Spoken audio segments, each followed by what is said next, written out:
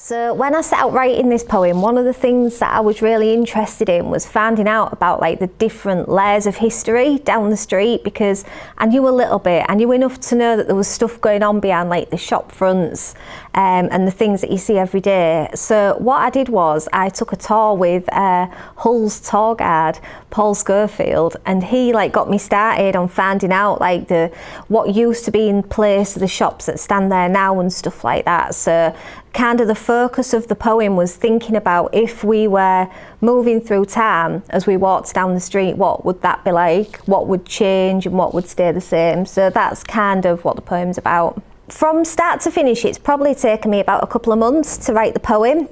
When I first did that guided tour with Paul, that was probably a couple of months ago. So I wanted to kind of let that settle and think about it for a while before I started writing.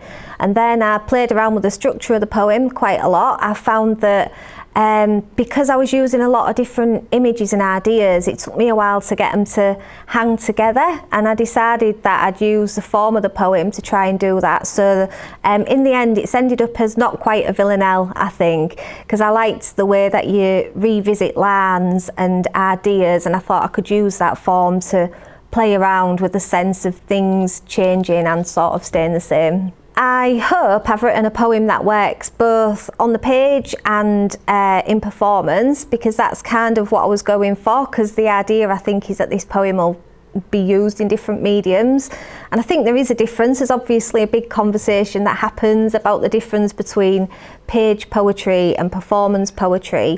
I always like to think that spoken word and performance poetry is a bit like watching fireworks go off. So I think you've got to have some clear images and give them space so that people can see them before they disappear again. So hopefully I've managed to do that, but I think as well that the form and the way it looks on the page should hold up, hopefully, when you see it written down as well. So I've tried to achieve a few things, I think, in the poem. I want people to think about the space that they're in. Like, I think a lot about spaces and places, and I always think of places having like echoes of what was there before. So that's one of the things I'd like people to think about. Like, you might walk down Whitefriargate today and just see shops, but actually there's a lot going on if you look up at the brickwork and the ironwork, and that all links back to interesting stories and history of places that were there before. That's one of the things I'd like people to get from it.